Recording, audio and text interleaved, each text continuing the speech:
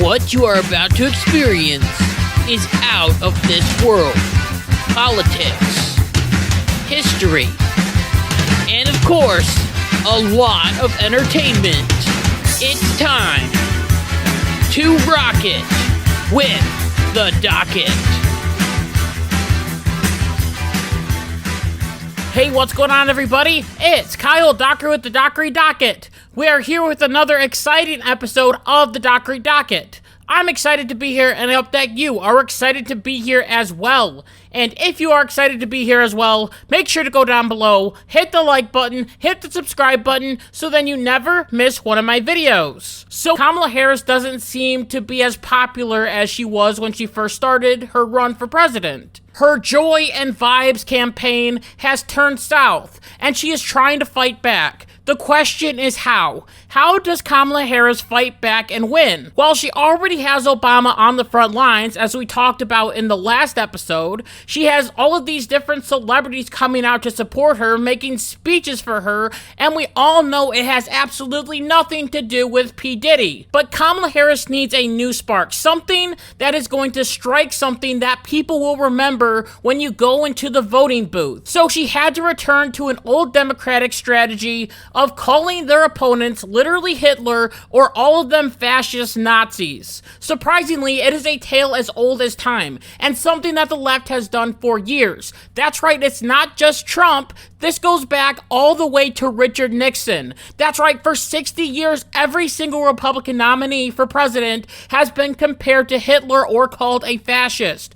With Richard Nixon, the mayor of San Francisco said that the GOP takes Mein Kampf as its Bible. Along with that, there were many posters and pictures comparing Nixon to Hitler. For Gerald Ford, there was a document at the Ford Library Museum that describes an interaction with a woman who repeatedly called the president a fascist and a fascist pig. For Reagan, Representative William Clay stated that Reagan wanted to replace the Bill of Rights with fascist precepts lifted verbatim from Mein Kampf. George W. Bush was labeled as Hitler. His vice president was labeled as a war-loving dictator and is now supporting Kamala Harris to be president.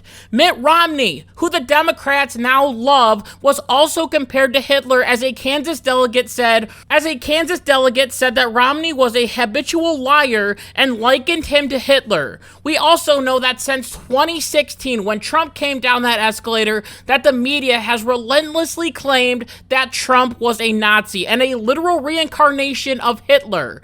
Okay, maybe I would have agreed with the Democrats if A, they actually gave me some evidence of Trump apparently being fascist or literally Hitler, and B, if they haven't called every single Republican presidential nominee since Nixon a literal Nazi. This is the classic tale of the boy that cried wolf, but instead today it is the they-them that called Hitler. It is absolutely stupid. I think this shows just how much people don't understand Hitler. The man was pure evil, and I don't believe that there is anyone in American politics right now that resembles him or his terrible party, especially Donald Trump and the Republican Party. And I believe that the left continuously calling right-wingers Nazis or their leaders Hitler takes away from the severity of what Hitler actually did. Millions of people died, and you're comparing him to Donald Trump, who hasn't killed anyone. I believe wholeheartedly that nothing in our political atmosphere right now can compare to the evil and the disgust that comes from the Nazi Party and Adolf Hitler. And when you continue to compare Republicans to Hitler, the more people will just roll their eyes because his name is just thrown around every 4 years. And the more that you do this, the more that you claim that they're Hitler, the more I don't believe you and people don't believe you as well. And voters are starting to feel this way too, as voters are starting to get something new. It's called Hitler fatigue. They're sick and tired of hearing that this group of people is always Hitler and Trump is always Hitler. And here's a group of Pennsylvania voters who are talking about how frustrated they are with this constant comparison. Take a look at this. I can't.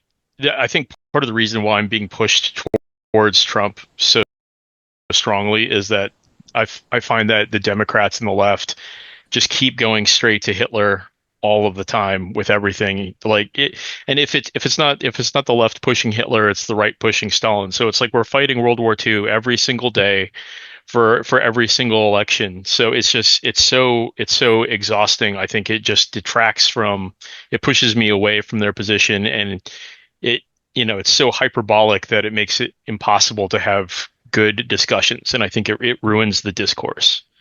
Does anybody think it's valuable or something you want to hear from the vice president? Anybody? Raise your hand if you think this is something that's important for her to be talking about. Anybody? Look at them at the end, all shaking their heads. They know that this comparison is stupid and that it is not working for the Democrats. Once again, it is pure desperation for the Democratic Party. Now, for some background, all of this Trump is literally Hitler crap came from John Kelly, who claimed that Trump told him that he wanted to have generals just like Hitler's. Now, this is coming to us from a man named Jeffrey Goldberg, who writes for The Atlantic and is the king of hearsay, and he said, she said bullcrap. He was the one that convinced the George Bush administration to go into Iraq because he heard it from a friend who heard it from a friend who heard it from another friend that Saddam Hussein had ties with Al-Qaeda. Then later on it was proven to be false. He was also the one that started the lie that Trump claimed that people that died in the military were losers and suckers, which the Democrats still push to this very day, even though it was debunked by many people in Trump's White House. So what do we believe? How do we know if this quote is true? What is the context of this quote? And can John Kelly actually be trusted? What if he is just an angry employee that wants to get back at his boss and sink his campaign? Now, if this quote is true, I don't think that it is as damaging as people think. Yes, it's not good, but I don't think that it will sink the campaign. Trump wasn't saying that he wants generals like Hitler so then he can take over the United States. I believe Trump was talking about loyalty, especially when it comes to people like Mark Milley, who was calling the Chinese and telling them what Trump was going to do militarily, which I don't think is very right at all. But still, I think that if this quote is real, then there definitely was a better way for Trump to explain this, if he even said it at all. Now, I want to make sure that I'm very clear on this. I am not defending Trump for saying this comment. Right now, I take it with a grain of salt because I don't know if it's true. The story once again could be a he said, she said fluff piece, but the left took Jeffrey Goldberg's word for it, and the left ran with it. Here is Kamala Harris talking about this very situation at the vice presidential mansion. So yesterday we learned that Donald Trump's former chief of staff, John Kelly, a retired 4-star general, confirmed that while Donald Trump was president, he said he wanted generals like Adolf Hitler had. Donald Trump said that because he does not want a military that is loyal to the United States Constitution. He wants a military that is loyal to him. It is deeply troubling and incredibly dangerous that Donald Trump would invoke Adolf Hitler, the man who is responsible for the deaths of 6 million Jews and hundreds of thousands of Americans.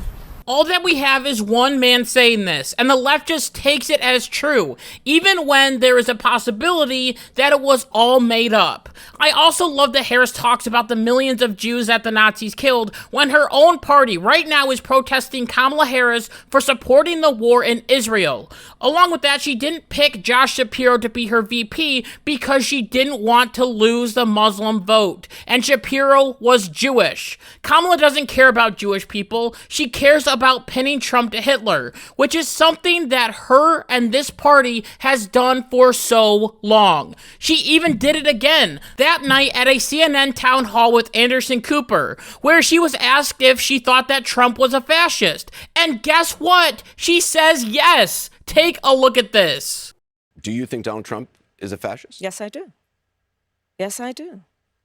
And I also believe that the people who know him best on this subject should be trusted. That there is a huge accusation. There is nothing fascist about Donald Trump. It is almost like the left forgot that Donald Trump was president 4 years ago. And in those 4 years, there was no fascism or Nazism. He was the most pro-Israel president that we have ever had in a very long time.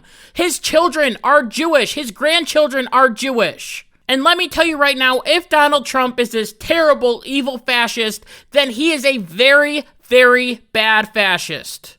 All of this is just a big October surprise, as these different quotes from Trump were said all the way in 2020, and now all of a sudden they're just randomly released days before the election. They think that you are stupid, but you aren't. You know that Donald Trump isn't fascist. You know that Trump is very pro-Israel. You know this. But still, over and over and over again, they will try to keep on pushing this narrative until the election. It just annoys me so much because the left will take a quote like this, make it gospel, and then anything that Trump does is now akin to Hitler. This became evident as Trump was set to do a huge rally at Madison Square Garden. But do you know who else did a rally at Madison Square Garden in 1939? The American Nazi Party. Yes, they compared Trump's rally to a Nazi rally just because they were in the same exact location. This is desperation. And to promote this desperation, the Harris campaign had to send out Hillary Clinton to explain how this Trump rally will be just like the Nazi rally. Take a look at this and try not to get angry. That you'll see next week, Caitlin, is Trump actually reenacting the Madison Square Garden rally in 1939. I write about this in my book. So I don't think we can ignore it. Now, it may be a leap for some people, and a lot of others may think, I don't want to go there. I don't want to say that. But please, open your eyes to the danger that this man poses to our country, because I think it is clear and present for anybody paying attention. Hillary, this is a huge leap. And if you believe that people are fascists just for having a rally at the same location, then I guess there are a lot of Nazis in this country. Many singers and pop stars have performed there, and millions of people show up to support that pop star. Are they a bunch of fascists? The New York Rangers and the New York Knicks play hockey and basketball there. Are they now white nationalists? JFK had a birthday party there. Was he a fascist? This place even held the 1976, 1980, and 1992 Democratic National Convention.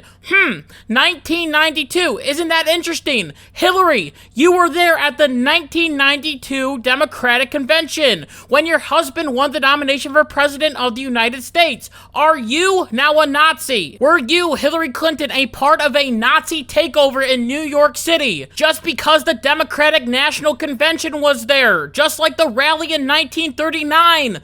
Of course not. All because people book different buildings doesn't mean that what happens in the past goes to the people that go there today.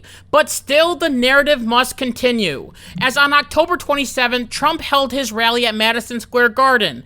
It was reported that around 20,000 people showed up in support of Donald Trump. It was a rally like no other, but to the Democrats, it was the rally just like the 1939 Nazi rally. Here is MSNBC being stupid and making that stupid comparison.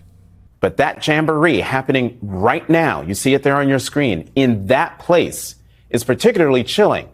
Because in 1939, more than 20,000 supporters of a different fascist leader, Adolf Hitler, packed the garden for a so-called pro-America rally.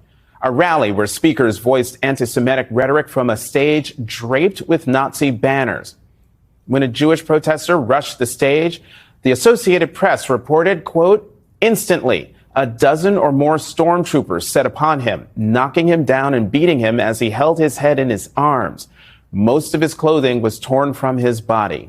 Later, he was booked for disorderly conduct.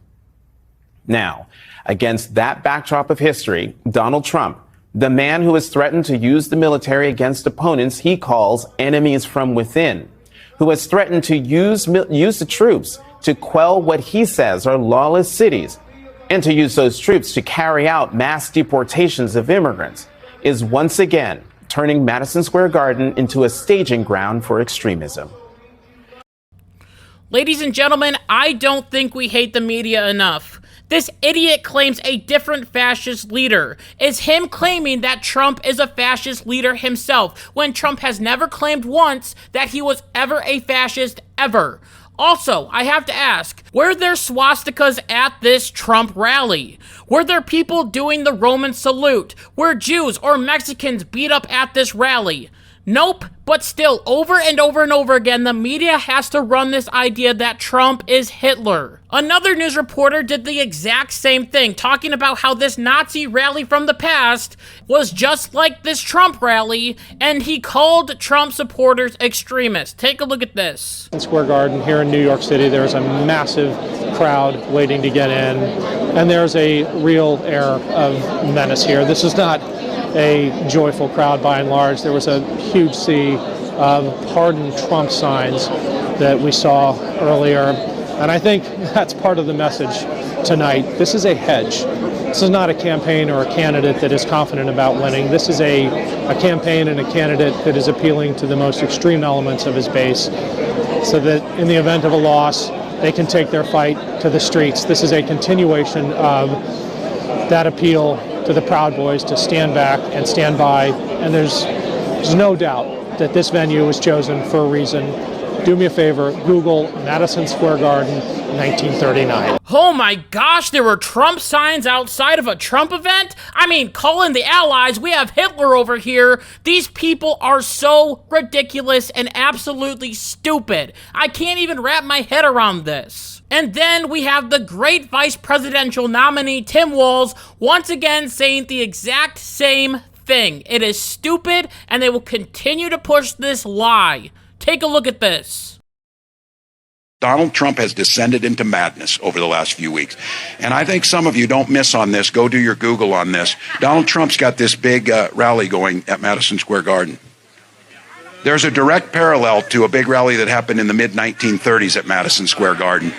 And don't think that he doesn't know for 1 second exactly what they're doing there. Do you know what Trump is doing there? He is trying to earn people's votes. Trump didn't get on TV and say, "We're going to do this rally for the brave men that held the rally here in 1939. We want a Nazi rally." Trump needed a big venue, so Madison Square Garden was the pick. That's it. It had nothing to do with the Nazis or the 1939 rally.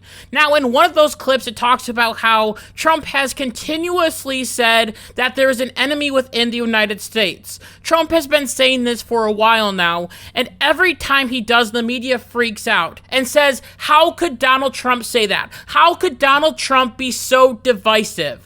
If this is so wrong and terrible to say, then why on earth are you calling Trump and his supporters literally fascist Nazis? You are causing this divide in politics by continuously calling your opponents the very worst people in the world. And to you, these people that you assume are Nazis are the enemy from within. People that Barack Obama called bitter clingers. People that Hillary Clinton called deplorables. People that Joe Biden said were ruining the very soul of this nation, and people that Kamala Harris called Nazis. In reality, I am glad that they are comparing Trump to Hitler because it shows that the Democrats have nothing else to run on. They could be talking about the economy or what Kamala Harris will do as president, but instead we get the same old things over and over and over again. Trump is Hitler and his supporters are Nazis. We are winning. They have nothing and they are completely desperate. This is their Hail Mary throw. And this is why we need to make sure that we get out and vote. And with that, I just want to thank you so much for listening to this episode of the Dockery Docket. And until next time, like my mom always says, be good, be kind, be loving, goodbye.